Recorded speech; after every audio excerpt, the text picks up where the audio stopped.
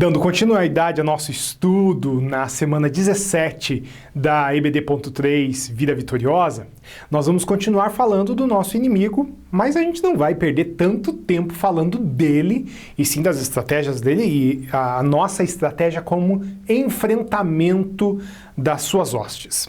Bom, a estratégia do inimigo, ela se baseia em aprisionar as pessoas, distanciando assim as pessoas de Deus.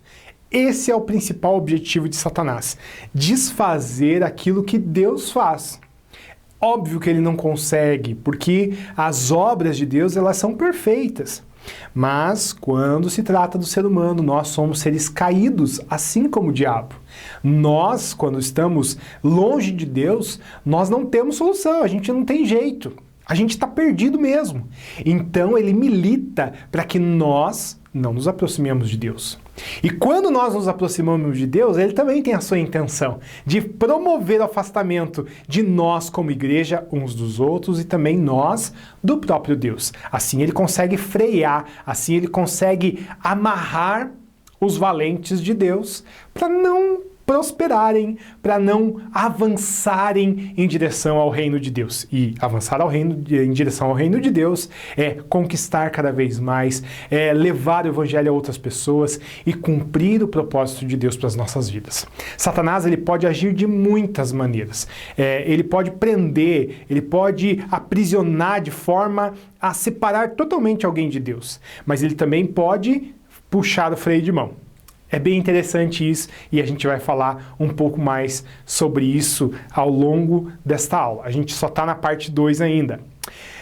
Senta que lá vem a história. Bom, a história conta que certa vez um anjo e um demônio começaram a discutir acerca de um muro.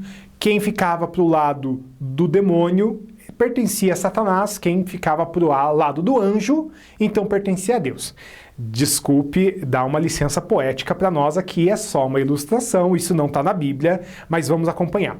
Bom, o demônio então começa a brigar para levar pessoas, cada vez mais pessoas para o seu lado.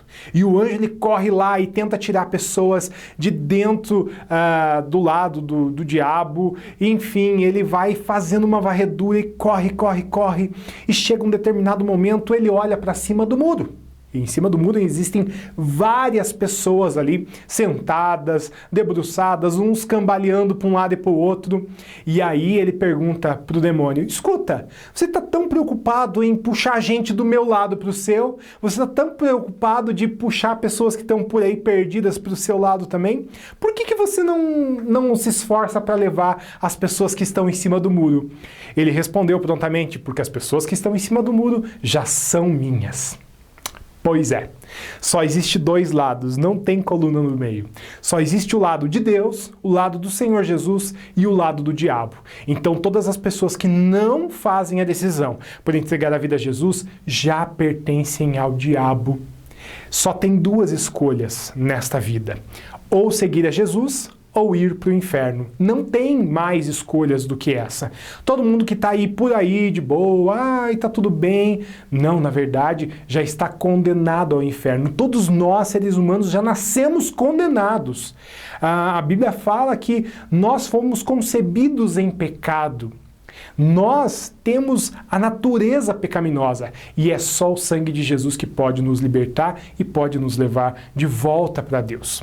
Ninguém pode entrar na casa de um homem forte e roubar os seus bens sem primeiro amarrá-lo. Somente assim essa pessoa poderá levar o que ele tem. E aí, Marcos capítulo 3, versículo 27, não está falando do diabo propriamente dito, no sentido de amarrar o diabo. Se você já ouviu essa expressão, tá amarrado, isso não é uma expressão bíblica nem com essa base, porque aqui nós estamos falando, Jesus está falando de um contexto totalmente diferente. Não está falando nem de possessão demoníaca, embora o contexto geral ali de Marcos capítulo 3 é uma acusação dos fariseus contra Jesus, dizendo que ele estava sendo usado pelo diabo. Mas Jesus aproveita esse momento para nos dar uma lição preciosa. Só pode tomar alguma coisa de alguém se alguém permitir.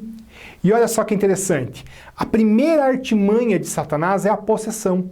É quando ele toma conta, ele toma o poder de uma determinada vida. Possessão é como se fosse uma marionete. O Satanás, ele entra na pessoa, entra na vida da pessoa, destrói completamente a pessoa e ele age por intermédio dessas pessoas. Isso é uma doutrina muito difundida, é uma doutrina muito ensinada e recorrente no meio evangélico. Há algumas distorções e nós precisamos cuidar dessas distorções, como, por exemplo, o diabo sendo o centro dos cultos, o diabo tomando conta de situações. Na verdade, é o seguinte, quando a pessoa dá vazão para o diabo, ele toma posse dessa vida.